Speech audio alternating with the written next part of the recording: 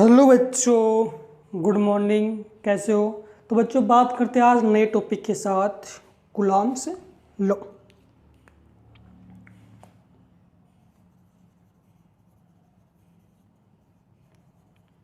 किसकी बात करें? Coulomb's law. तो बच्चों जो कूलम्ब का नियम है, अपन कूलम्ब के नियम में बात करेंगे और किसकी? इंटरेक्शन ऑफ चार्ज की बात करते हैं बच्चों। किसकी बात करते हैं? इंटरेक्शन ऑफ चार्ज की बात करते हैं। इंट्रैक्शन ऑफ चार्ज की बात करते हैं बच्चों। आप जानते हो ये बात कि प्लस प्लस क्या होता है बच्चों? रिपेल करते हैं। क्या होता है बच्चों? रिपेल करते हैं। Plus plus repel, minus minus बच्चों क्या करते हैं? रिपेल करते हैं। और प्लस माइनस में क्या होता है बच्चों? अट्रैक्शन करते हैं। सवाल ये आता है, सवाल बच्चों ये आता है कि इन दोनों के मध्य फोर्स कितना होगा? मतलब कूलम्ब सर ने ये बताया कि आपके पास दो चार्ज हैं, ठीक है, आपके पास दो चार्ज हैं, तो इन चार्जों के मध्य कितना फोर्स होगा, इसके बारे में कूलम्ब सर ने बताया। तो देखते हैं कितना फोर्स लगता है दो चार्जों के मध्य। तो आपके पास दो बिंदु आवेश हैं। आपके पास बिंदु आवेश हो गया Q1, एक आपके पास हो गया बच्चों बिंदु आवेश Q2। ये दोनों के मध्य बच्चों होगी डिस्टेंस R। क्या होगा बच्चों? डिस्टेंस R, ठीक है। मतलब जो आपके चार्ज हैं बच्चों क्या है? बिंदु आवेश है। दोनों क्या बच्चों? पॉजिटिव हैं। तो दोनों के मध्य क्या होगा बच्चों? रिपेल होगा, मतलब एक दूसरे को प्रतिकर्षित करेंगे। तो जो आपका Q1 चार्ज है वो Q2 को प्रतिकर्षित करेगा, ठीक है, और जो आपका Q2 है वो Q1 को रिपेल करेगा, ठीक है। बच्चों हमेशा ध्यान रखना कि कूलम्ब सर ने ये बताया, तो मानते हैं कि जो भाई आपका जो Q1 आवेश है बच्चों, Q2 आवेश को वो इधर भी रिपेल कर सकता है, इधर भी रिपेल कर सकता है, बट ऐसा नहीं करता। तो कूलम्ब सर ने ये बताया कि Q1 आवेश Q2 को और Q2 आवेश किसको? Q1 को। दोनों आवेशों को मिलाने वाली जो दूरी है उसी की ही डायरेक्शन में क्या करेगा बच्चों? रिपेल करेगा, इधर उधर रिपेल नहीं करेगा। तो ये बात किसने बताई? कूलम्ब सर ने बताई बच्चों, ठीक है। तो आपके पास दो चार्ज हैं, तो इन चार्जों के मध्य बल कितना होगा? कूलम्ब सर ने ये बोला कि दो चार्जों के मध्य जो बल होता है बच्चों वो बल होगा दोनों आवेशों के गुणनफल के क्या होगा बच्चों? समानुपाती होगा। इसका मतलब ये होता है कि यदि आपके चार्ज का मान ज़्यादा होगा तो बच्चों फोर्स भी क्या होगा? ज़्यादा होगा। यदि आपके पास चार्ज का मान छोटा होगा, हल्का होगा, तो बच्चों फोर्स भी क्या होगा?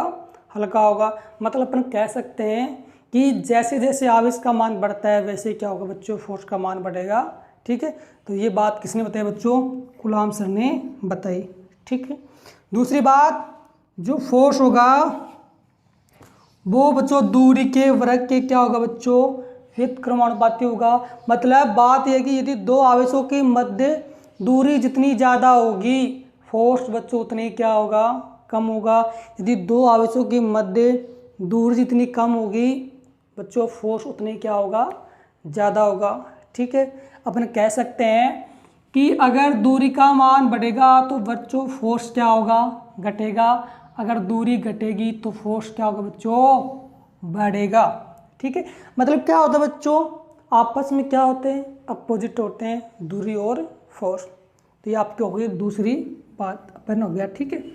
बात करते हैं भाई समीकरण 1 व 2 से, ठीक है।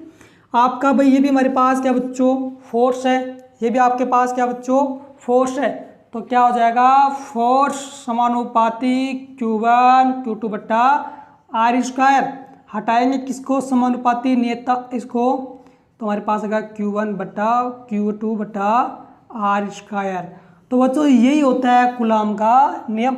मतलब दो आवेशों के मध्य जो फोर्स होगा वो फोर्स क्या होता है बच्चा? कूलम्ब का नियम कहलाता है। और ये क्या होता है? कूलम्ब का नियम या कूलम्ब का बल होता है। तीसरी बात करते हैं किसके हमारे पास?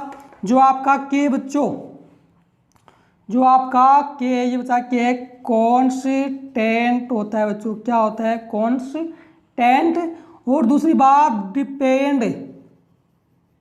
Depend upon medium. क्या होता है? डिपेंड अपॉन मीडियम मतलब जो आपका के है बच्चों के माध्यम पर निर्भर करता है। मतलब अलग अलग माध्यमों के लिए के का मान भी क्या होता है बच्चों? अलग होता है। ठीक है। निर्वात के लिए बच्चों के का होता है 9 गुणा 10 की पावर 9 होता है। बात करें किसकी बच्चों? मात्र की। चलो पर लिखता हूँ। निर्वात के लिए होता है बच्चों 9 गुणा 10 की पावर 9। बात करें मात्र की तो बच्चों मात्र क्या हो जाएगा? के बराबर अपन के का मान निकाले तो F गुणा आर स्क्वायर बट्टा Q1 और क्या हो जाएगा बच्चों? Q2। तो मात्र क्या होगा बच्चों? न्यूटन गुणा मीटर स्क्वायर बट्टा कूलाम का स्क्वायर। तो ये बच्चों क्या हो गया? मात्रक हो गया किसका? के का। और निर्वात में क्या होता है बच्चों? मान होता है। तो ये क्या होता है बच्चों? कूलाम का नियम। और कूलाम सर ने एक बात और बोली कि जो दो आवेशों के मध्य जो फोर्स है, जो बल है, वो भी बच्चों क्या होता है? माध्यम पर निर्भर करता है। मतलब जो आपका ये बल है ये भी क्या होता है बच्चों? Depend upon medium. क्या होता है बच्चों? डिपेंड अपॉन मीडियम मतलब फोर्स का मान माध्यम पर निर्भर करता है। इसका मतलब ये हुआ कि आपका चार्ज कौन से माध्यम में रखा हुआ है। ठीक है बच्चों। तो ये होता है बच्चों कूलाम का नियम। यदि आपको वीडियो पसंद आए तो लाइक करो और सब्सक्राइब करना ना भूलो।